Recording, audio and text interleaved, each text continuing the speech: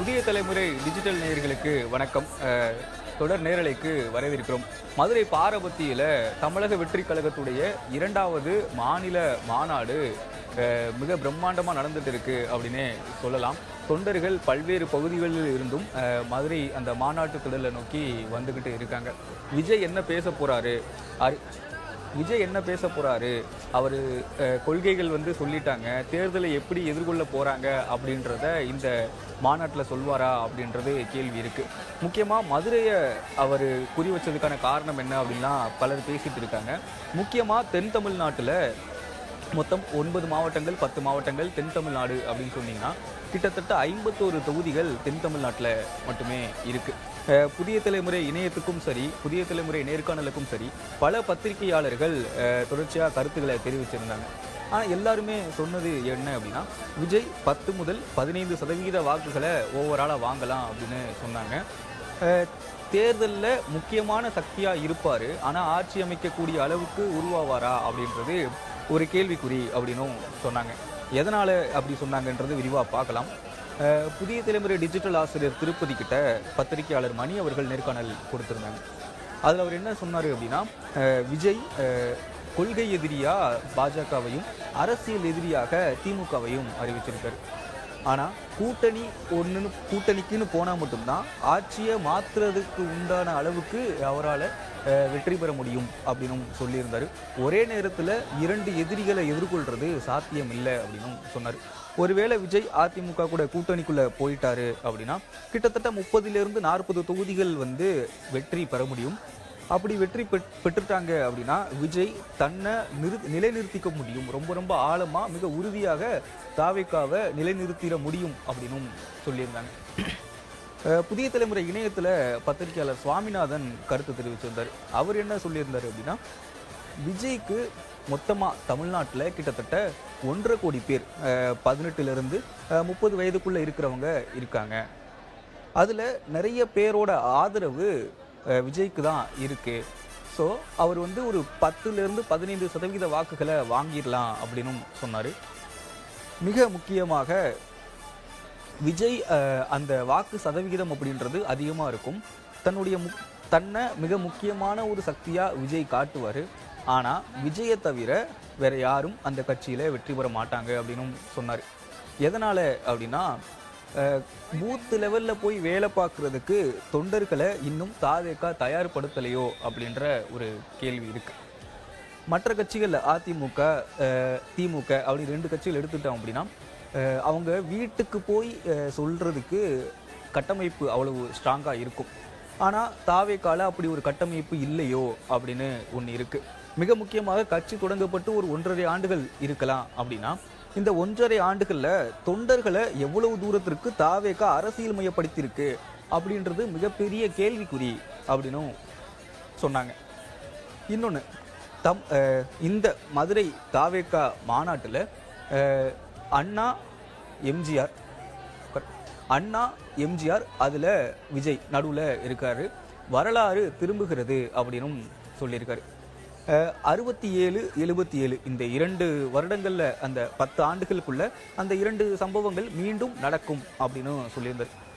மிக முக்கியமாக அரசியல் விமர்சகர்கள் சொல்றது என்ன அப்படின்னா 67ல நடந்ததும் 77ல நடந்ததும் வேற, அதுக்கும் தற்கால சூழலுக்கும் சம்பந்தம் இல்லை அப்படின்னு சொல்றாங்க.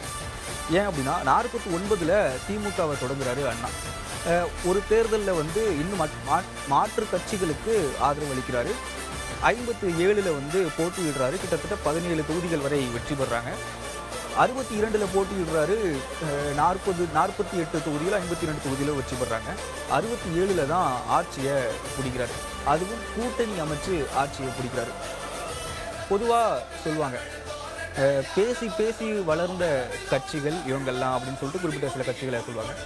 தமிழ்நாட்டு அரசியலில் பேசி பேசி வளர்ந்த கட்சிகள் மட்டுமே தான் ஆட்சியை பிடிச்சிருக்கு. ஏகப்பட்ட பொதுக்கூட்டங்கள் நடத்துவாங்க, தொடர்ச்சியாக கூட்டங்கள் நடந்துக்கிட்டே இருக்கும், மக்களை அரசியல் மயப்படுத்திக்கிட்டே இருப்பாங்க, மக்கள்கிட்ட ஒரு உரையாடல் நிகழ்த்திக்கிட்டே இருப்பாங்க. கருப்பர் நகரம் கரண் கார்கி எழுதிய ஒரு நாவல். அதில் ஒரு காட்சி வரும். மாவுளி அப்படின்னு ஒரு கேரக்டர் வாத்தியார்னு சொல்லிட்டு எம்ஜிஆர் அவர்களை சொல்லிகிட்டே இருப்பாங்க. இன்னொரு பக்கம் கலைஞர் கருணாநிதி அவர்களை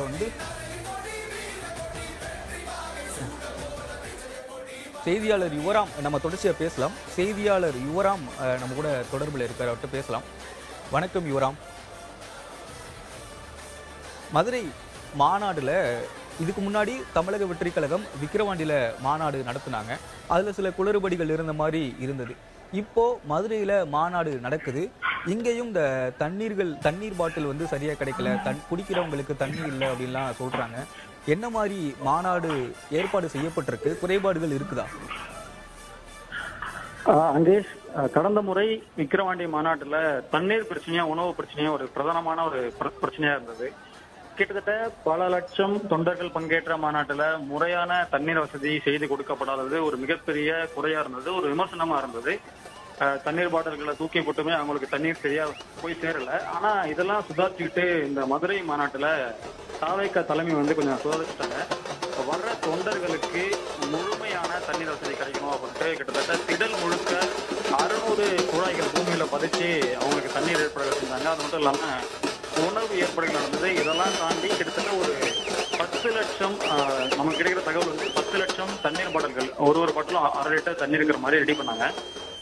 இத்தனைகள் இருந்தும் இப்போ இந்த பாட்டில்கள் விநியோகம் செய்யப்பட சொல்லப்படுது. அதுவும் இல்லாம திடலுக்கு போற வழியில பல பெண்கள், பாரபட்சி மக்கள் தொண்டர்களுக்கு தண்ணீர் பாட்டில்களை கொடுக்குறாங்க. அது மட்டும் இல்லாம திடல்ல தண்ணீர் பாட்டில்களை கொடுத்துருக்காங்க. இந்த மாநாட்டை ஒட்டி காலை முதலே, மாநாடு கிட்டத்தட்ட 4 மணிக்கு தான் தொடங்கும் அப்படின்னாலும் அதிகாலை முதலே தொண்டர்கள்லாம் படையெடுக்க ஆரம்பிச்சிட்டாங்க. திடல்ல கிட்டத்தட்ட இப்போ வரைக்கும் ஒரு 11 மணி அளவுல 1.5 லட்சம் பேருக்கு மேல இருக்காங்கன்னு ஒரு தகவல் இருக்கு. இந்த நேரத்துல குறைபாடுகள் சரி செய்யப்பட்டாலும், குழாய்கள் புதைக்கப்பட்டாலும் அங்க அந்த குழாய்களை இப்ப தண்ணி வரல அப்படின்றதால இப்போ அந்த தண்ணீர் பாட்டில் எல்லாம் கொடுத்துருக்காங்க. அடுத்தடுத்த கட்ட ஏற்பாடுகள் குறித்து அந்த கட்சியோட பொதுச் செயலாளர் ஆனந்த் அந்த மேடையில தன்னோட நிர்வாகிகள் கூட ஆலோசிச்சுட்டு இருக்காரு. அங்கேஷ்,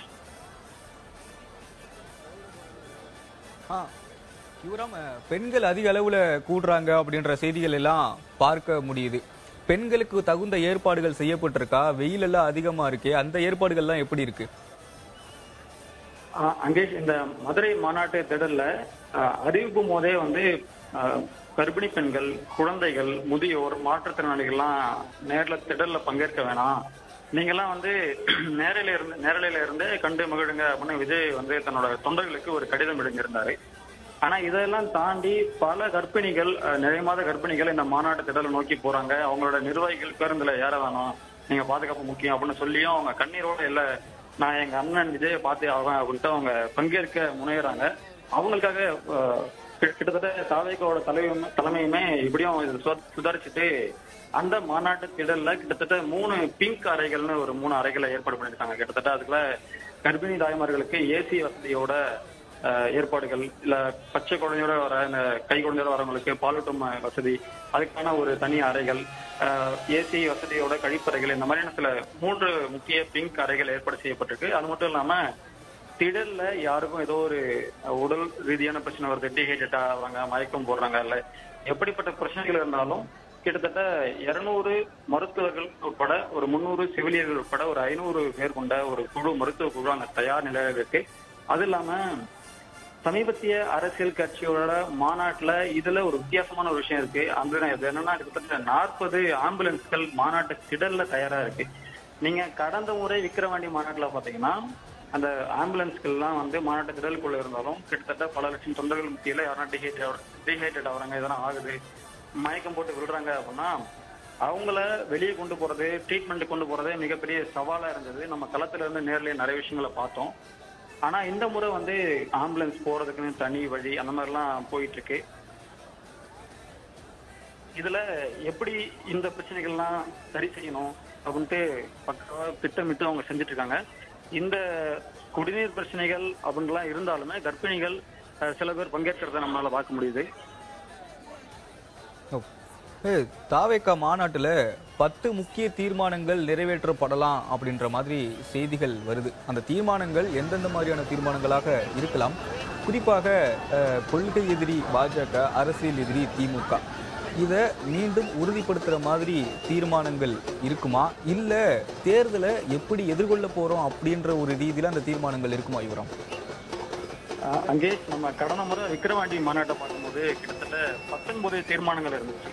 கொள்கை விளக்க மாநாடா அமைஞ்ச அந்த மாநாட்டுல நீட் பிரச்சனை, ஒரே நாடு ஒரே தேர்தல், பெண்கள் பாதுகாப்பு அப்படின்னு, மீனவர்கள் பிரச்சனை, பரந்தூர் பிரச்சனை அப்படின்ட்டு பல தீர்மானங்கள் இருந்ததை நம்மளால பார்க்க முடிஞ்சது. இதை ஒட்டி இந்த மாநாட்டுல 10க்கும் மேற்பட்ட முக்கியமான தீர்மானங்கள் இடம்பெறும் அப்படின்னு சொல்லப்படுது. அதுல நெசவாளர்கள் பிரச்சனை, இந்த பரந்தூர் பிரச்சனை உள்ளிட்ட பிரச்சனைகள் குறித்தும் இப்ப தூய்மை பணியாளர்களுக்கு வந்து பணி நிரந்தரம் செய்யக்கூடிய அவங்களுடைய கோரிக்கைகளை நிறைவேற்றாம அந்த போராட்ட களத்தை கலைச்சதுக்கு அதுக்கு கண்டனம் அப்படின்னு பல முக்கிய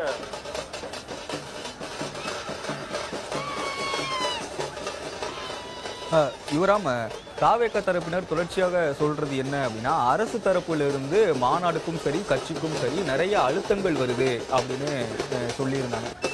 சில கூட்டங்கள்ல கடந்த மாநாடுலையும் சரி, இப்போ ரீசெண்டா போராட்டங்கள் அதுலேயும் சரி, விஜய் கூட அதை சில குறிப்பா முன்னிறுத்தி இருந்தாரு. ஒரு 2-3 அறிக்கைகள் கூட அது தொடர்பா வந்தது அப்படின்னு நினைக்கிறேன். அரசு அழுத்தம் கொடுக்கறதா தாவேக்கா தரப்பினர் தொடர்ச்சியா சொல்லிட்டு இருக்காங்களே, அதை பத்தி கொஞ்சம் சொல்லுங்க.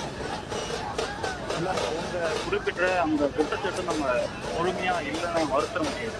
ஏன்னா அவங்க சொல்றது என்னன்னா 25ஆம் தேதிக்கு திட்டமிட்ட இந்த மாநாடு 21ஆம் தேதிக்கு மாறிச்சு. அதுக்கு முக்கியமான காரணமா முன்வைக்கப்படுறது 27ஆம் தேதி இந்த விநாயகர் சதுர்த்தி இருக்கு, அதனால போலீஸோட பாதுகாப்பு ஏற்பாடுகள்லாம் இருக்கும், கூட்ட நெரிசல் இருக்கும், ஒரு சின்ன கலவரம் மட்டும் பிரச்சனை ஆயிடும் அப்படின்னு பல விஷயங்களை சொல்லி அவங்க 25 வேணா மாத்திக்குங்க அப்படின்னு சொன்னாங்க.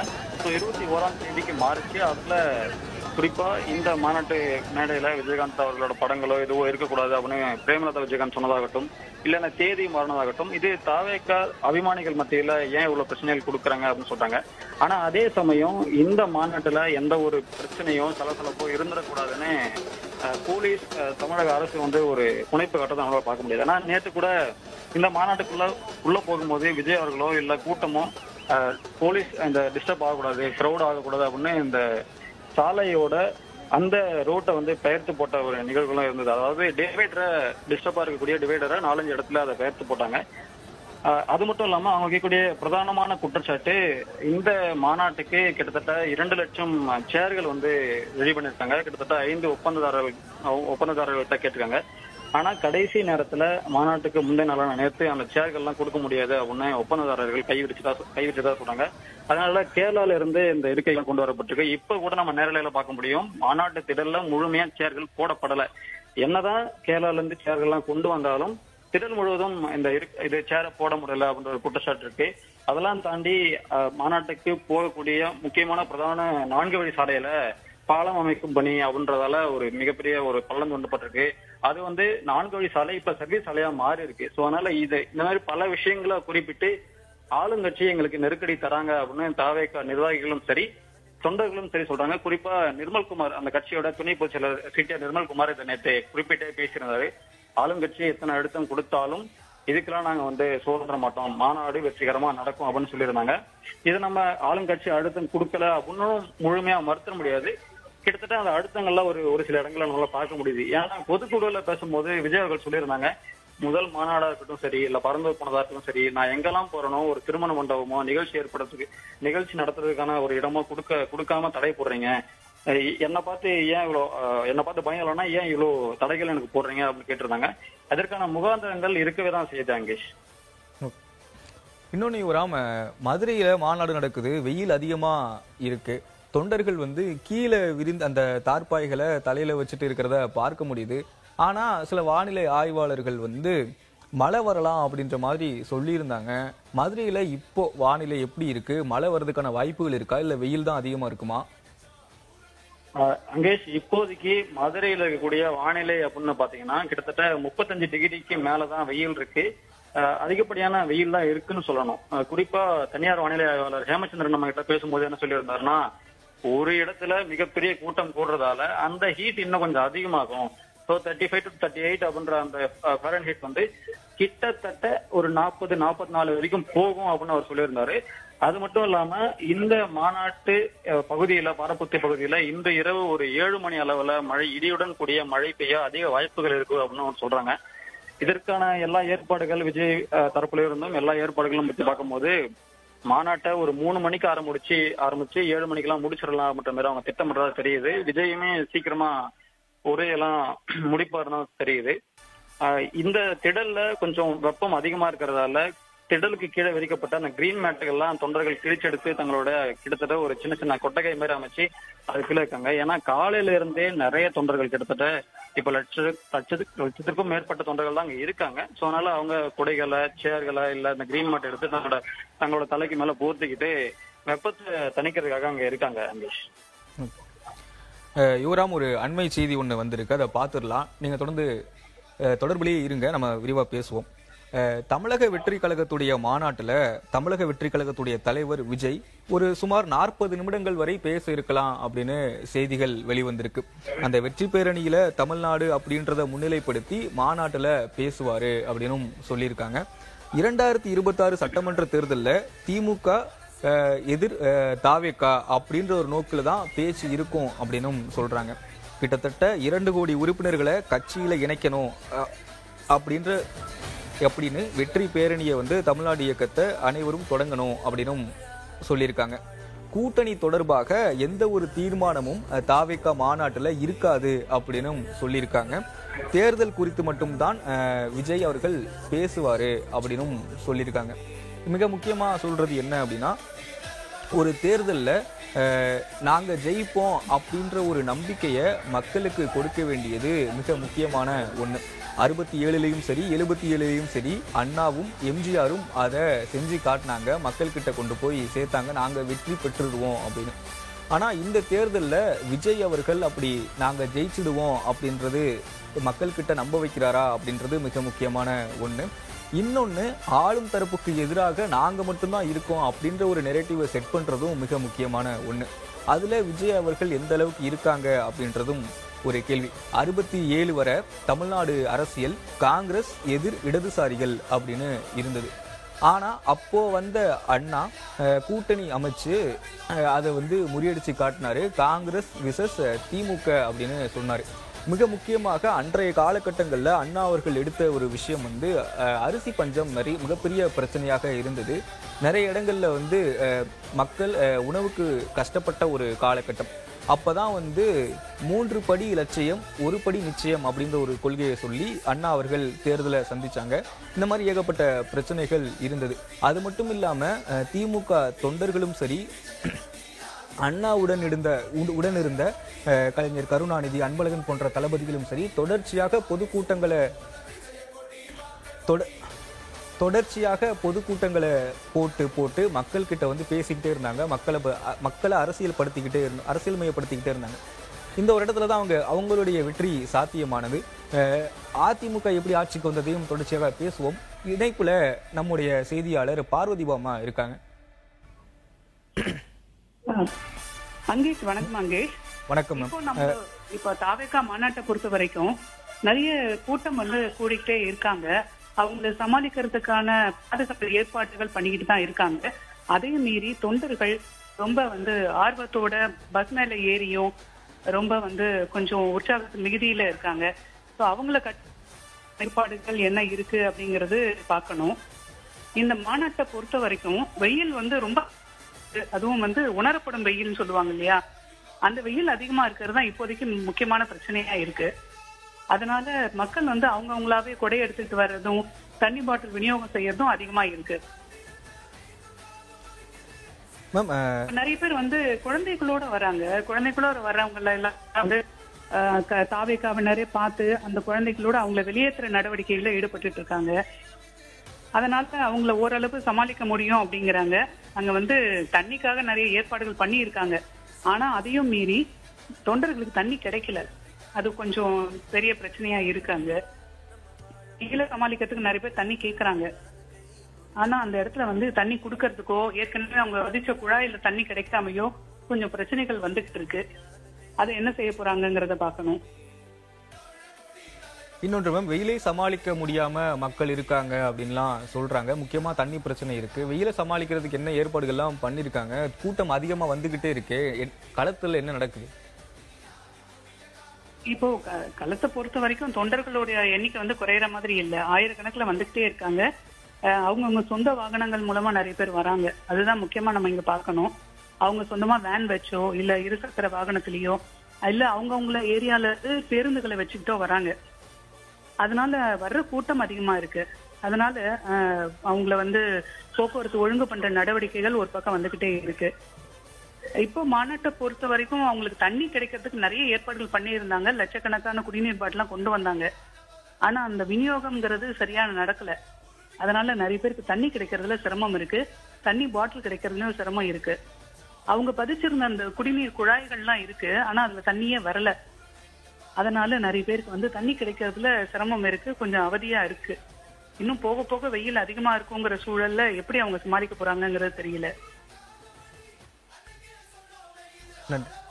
நன்றி பார்வதி. இன்னொன்று, தமிழக வெற்றி கழக தலைவர் விஜயுடைய அந்த மாநாட்டுக்கு வாழ்த்து தெரிவித்து அவருடைய தாய் வந்து ஒரு வாழ்த்து செய்தி வெளியிட்டிருக்காங்க. அண்ணனும் மேம், அந்த செய்தியை பத்தி குறிப்பிட முடியுமா? தமிழ்நாடு அந்த மாநாட்டு தொடர்பாக அரசியல் தலைவர்கள் என்னென்னலாம் சொல்றாங்க? மாநாட்டுல பங்கேற்காத மக்கள் வந்து எந்த அளவு எப்படி ரியாக்ட் பண்றாங்க மாநாடு தொடர்பா?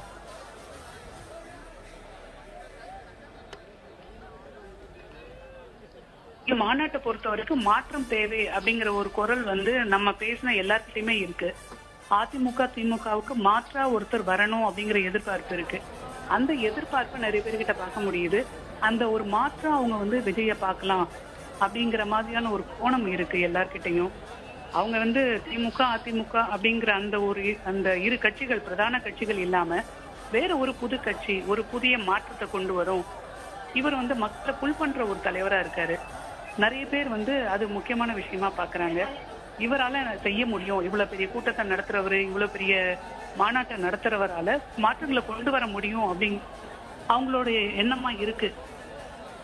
அதனால பெண்களோட கூட்டத்தை கொஞ்சம் அதிகமாவே பார்க்க முடியுது. வரவங்க கிட்ட நம்ம பேசினப்போ எல்லாருமே அதை தான் சொல்றாங்க. எங்களுக்காக நிறைய குரல் கொடுத்திருக்காரு, நீட்டுக்காக வந்து பேசியிருக்காரு, வேலை வாய்ப்பு பத்தி பேசியிருக்காரு, விலைவாசி உயர்வு பத்தி பேசியிருக்காரு, படிக்கிறத பத்தி பேசுறாரு. இதெல்லாம் வந்து ஒரு நல்ல இம்ப்ரெஷன் கிரியேட் பண்ணியிருக்கு. அதனால எல்லாருமே வந்து விஜய் என்ன பேச போறாரு, விஜய் கிட்ட வந்து ஏதோ ஒரு புது விஷயம் இருக்கு, அவர் நமக்கு ஏதோ ஒரு விஷயத்த செஞ்சிருவாரு அப்படிங்கிற ஒரு எதிர்பார்ப்பும் அவர் பார்க்கிற ஒரு ஆர்வமும் அதிகமா இருக்கு. அதனாலதான் ரசிகர்களா வர்றவங்க எல்லாமே வந்து கிட்டத்தட்ட தொண்டர்கள் மனநிலையோட உள்ள வராங்க. அதை நம்ம எல்லா இடத்துலயுமே பார்க்க முடியுது. அரசியல் விமர்சகர்கள் வைக்கிற முக்கியமான ஒரு கேள்வி என்ன அப்படின்னா, தாவேகா தொடங்கப்பட்டு கிட்டத்தட்ட 1.5 ஆண்டுகள் ஆக போகுது. ஆனா விஜயுடைய ரசிகர்கள் தாவேகா தொண்டர்களா அந்த பரிமாணம் அடைஞ்சிருக்காங்களா அப்படின்றது மிகப்பெரிய கேள்விக்குறி அப்படின்னு சொல்றாங்க. களத்துல இவ்வளவு பேர் வராங்க, அவங்க பேசுறத வச்சு என்ன யூகிக்க முடியுது? ரசிகர்களா வராங்களா இல்ல தொண்டர்களா தான் வராங்களா? அவங்க கிட்ட நம்ம பெரும்பான்மையா பாக்குறது வந்து ஒரு ரசிக மனப்பான்மை. அது இத்தனை வருஷமா நம்ம வெள்ளித்திரையிலேயே அவரை பார்த்திருக்கோம். மிக ஒரு வசீகரிக்கக்கூடிய ஒரு நடிகர். இன்னும் அவங்க பார்வையில சொல்ல போனா ஒரு டாப் ஹீரோ. அப்படி ஒரு ஹீரோ வர்ஷிப் வந்து இப்ப நேர பார்க்க முடியுது. இவர் நம்ம கிட்ட வராரே அப்படிங்கிற எண்ணம் வந்து மக்களை தேடி வராரே, நமக்காக பேசுறாரே அப்படிங்கிற எதிர்பார்ப்பு அவங்க கிட்ட நிறையவே இருக்கு. இப்போ நம்மளோட டிஜிட்டல் லைவ்ல நம்ம பார்க்கணும்.